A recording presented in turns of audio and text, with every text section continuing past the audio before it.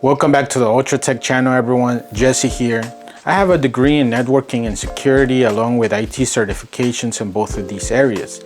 The only reason I mention this is because on today's video, I want to give you some advice on how to make your home network the fastest possible and also what you should be doing to improve your security.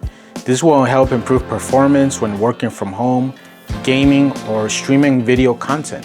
Some of these will include upgrading your internet if available, wired versus wireless connectivity, router security, setting up a guest network, firewalls, antivirus, two-factor authentication, and more.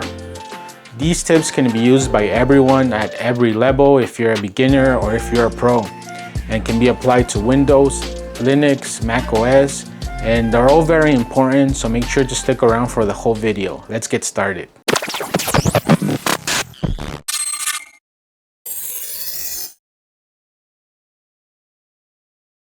So let's talk about how to improve your network speeds for either gaming, working from home, and even for streaming content.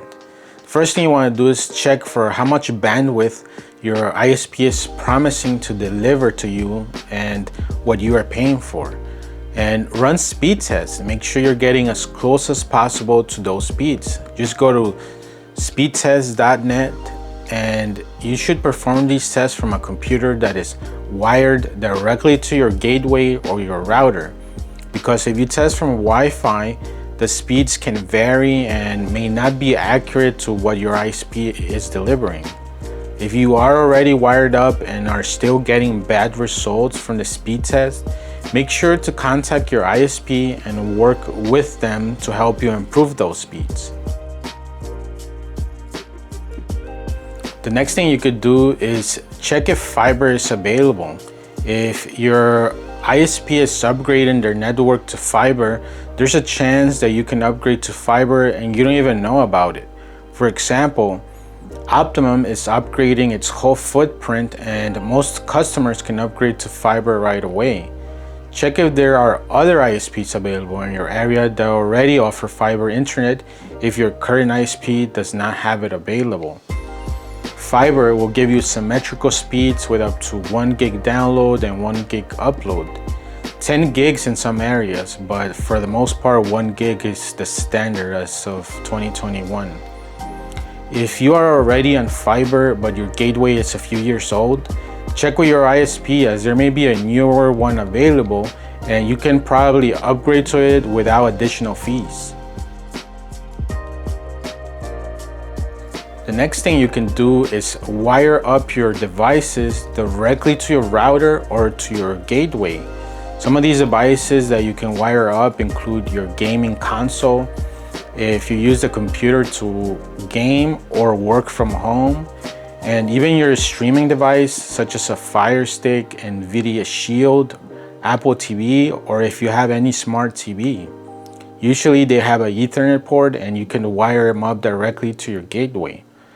Personally, I took time to wire up most of my devices and I ended up finding a closet in the center of my home where I put in a network rack with my router and switch.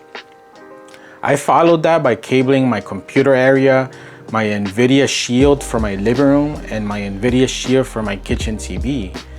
This is easier if your devices are closer to your router and can also be a good investment if you decide to hire a pro to install Ethernet cables throughout your home. The gateway or modem that your ISP provides usually bring 4 or 5 ports that you can connect devices with using Ethernet cables. If you have gig internet, make sure any switches, routers, and even your computer device can handle 1 gig speeds. If it's an older system, there's a chance it could be capped at 100 Mbps or 1/10 of the gig speeds, which will definitely slow down your performance even if your ISP delivers higher speeds. Wiring up your devices will get rid of latency issues you may experience with wireless and guarantees the best performance. Even with the newer powerful Wi-Fi 6 routers, wired is always better. If Wi-Fi is your only choice, Get a good next generation Wi-Fi 6 router and use a mesh system if your home is large. This will involve the use of one master router connected directly to your ISP gateway and access points to extend your Wi-Fi signal. These access points can either be wired or wireless to extend your signal, but I recommend going for the wired option. Wi-Fi 6 brings features that allow for more devices to grab up the available bandwidth and not get bogged down as the previous generations used to. So I definitely recommend investing in a Wi-Fi 6 router if you don't have one yet.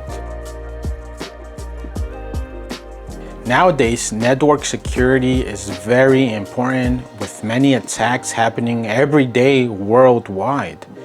Let me show you what you should be doing in order to improve your security. On your computer, make sure you're not using old operating systems such as Windows XP, Windows 7. These operating systems have reached their end of life and are no longer receiving security updates. Upgrade to Windows 10 or Windows 11, or use the latest Mac OS if you use Apple products. Make sure to run all of your Windows or Apple updates regularly for you to stay up to date with the patching of any vulnerabilities. This can also apply to your phone, tablets, and any other device that can take updates. Make sure to always update it. In Windows, you can set it to automatically update for you, and you can even now enable in Windows 11 the option to receive updates for other Microsoft products, for example, Office, Microsoft Word, Outlook, Excel, etc. You can also set active hours where Windows will not reboot your system during this time. Make sure that your Windows Firewall or Windows Defender is enabled. It doesn't matter if you already have an antivirus, you should still leave the Defender enabled. This will make sure that your operating system is protected against attacks. It's a good last resort to have in place if your network ever gets compromised.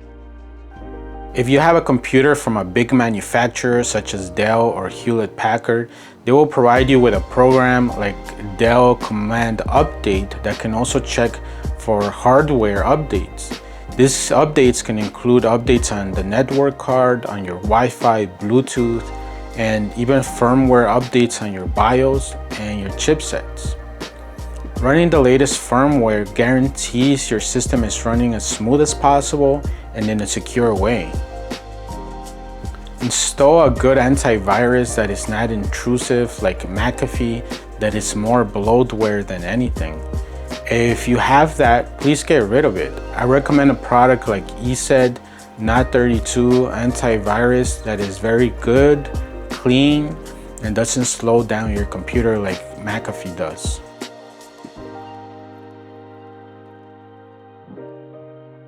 When you first get your router, try changing the Wi-Fi name and password to something else than the default. This will protect your network from attacks where hackers will have a harder time trying to brute force into your network. Reserve some of the IP addresses on your router settings.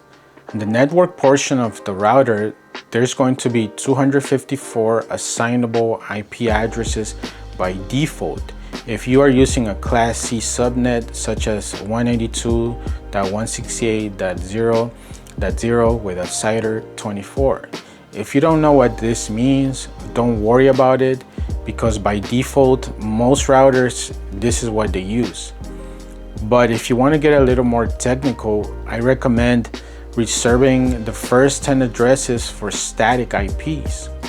These static IPs can be used for a lab server, perhaps running Plex to watch movies, or even for a network printer. To do this, in the network portion of your router, you can change the IP addresses to start assignment from 192.168.0.10 instead of starting straight from 0 and onward. This will make sure that your router doesn't assign those first 10 IPs and you are free to use them as static IPs. If you're not sure what a static IP is, let me show you. Normally, IP addresses get assigned to each network device automatically by your home router, and they get a lease with this number, and it can change every few weeks. However, there's a certain devices that should have a static IP or an IP address that doesn't change. In the previous section, we left the first 10 IP addresses reserved for this purpose. If we have a network printer, we can use one of these, such as 192.168.0.2. Here's a brief screenshot of how that will look. You also want to make sure you assign a subnet mask of 255.255.255.0. On your Wi-Fi, make sure to always set a password, because believe it or not, there's people who don't use a password on their wireless network, all because they want it to be convenient, connect with any device, and they're ready to go. But that's not a good idea. There are also security protocols to encrypt your wireless passwords along with your traffic. Make sure to always use WPA2, as there are older protocols that are easily hacked, but WPA2 is the recommended protocol to use with most routers. If your router doesn't have WPA2 available, you need to replace it immediately. Set up a separate guest network for visitors. This is good practice to put in place, as this can keep your guests out of your main network where only you and your family should have access to. Most routers provide this option, including the ones that your ISP provides for you. It's very easy to set this up, so take a minute to do so. On most devices, all you have to do is sign a name to the guest network, a password, and just turn the feature on. Just like other devices, your router also gets frequent firmware updates, so make sure to check if there's any available. Usually this only applies if you have your own router and not the one provided by an ISP. Usually, if you have one provided by your internet service provider, they will update your device automatically. But if you're not sure, just give them a call and ask. Now, for security on your phone and social media accounts, for your phone, always make sure to set a password or your fingerprint to unlock your device. Never leave it without a password or something to authenticate into your phone. If you lose your phone, you have a huge risk where whoever finds it can access all of your accounts, including your bank accounts and social media accounts. On your email, Facebook, or any other social media service, make sure you enable two-factor authentication. Setting this up can take time, but will guarantee hackers do not get into your accounts. Most of the time when people get hacked, it's because they didn't have two-factor authentication enabled. All that means is that in addition to having a password to get into your service, you also need a second way to confirm that you are the person that you say you are. This can be taken care of by adding your cell phone number. That way the provider can send you a temporary code and you provide the code back to the service, and this way you prove it's you. And the other option is answering security questions that only you would know. I hope this video helped some of you improve your network speeds, be protected with the best security practices, and also making sure you don't get your social media account stolen. Feel free to comment down below, and I'll make sure to personally respond to you. Until next time.